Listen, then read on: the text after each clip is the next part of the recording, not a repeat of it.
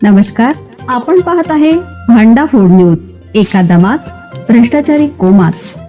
Social media, कर्जबाजारी, गुन्हेगारी, सट्टेबाजी, चोरी, मटका, जुगार, दारू, सावकारशाही, न्यायाच्या प्रतीक्षेत प्रशासन.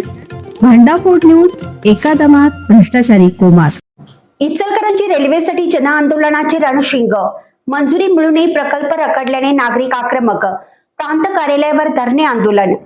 देशाचे मँचेस्टर म्हणून ओळखल्या जाणाऱ्या इचलकरंजी शहराच्या रेल्वे स्वप्नाला पुन्हा एकदा दुमारे फुटले आहे. गेल्या 13 वर्षापासून सुरू असलेला हा लढा आता निर्णायक टप्प्यावर पोहोचला आहे.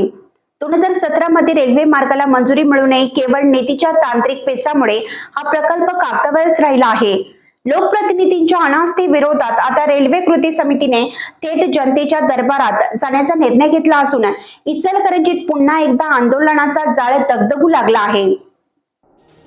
इचलकरंजीच्या वस्त्र उद्योगाचा धागा संपूर्ण देशाशी जोडलेला आहे, पण दुर्दैवाने हे शहर अजूनही रेल्वेच्या नकाशावर थेट आलेलं नाही.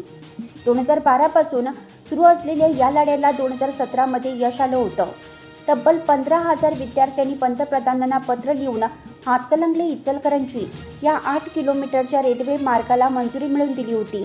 मात्र केंद्र आणि राज्य सरकारच्या 50% निधी वाटपाच्या धोरणात हा प्रकल्प अडकला आहे. सर्वेक्षणाचे सोपास्कार पूर्ण होऊनही प्रत्यक्ष कामाला सुरुवात झालेली नाही. स्थानिक खासदार आणि आमदारांनी प्रभावी पाठपुरावा केला नसल्याचा आरोप करत आता इचलकरंजीकर रस्त्यावर उतरले आहेत.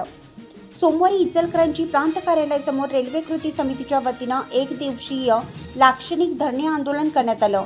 या आंदोलनाला शहरातील व्यापारी, उद्योजक, वकील संघटना आणि राजकीय पक्षांनी उत्स्फूर्त पाठिंबा दिला. जर हा प्रकल्प लवकर मार्गी लागला नाही तर येणाऱ्या काळात तीव्र जनआंदोलन उभारू, असा इशारा कृती समितीचे अजय जाधव यांनी दिला आहे.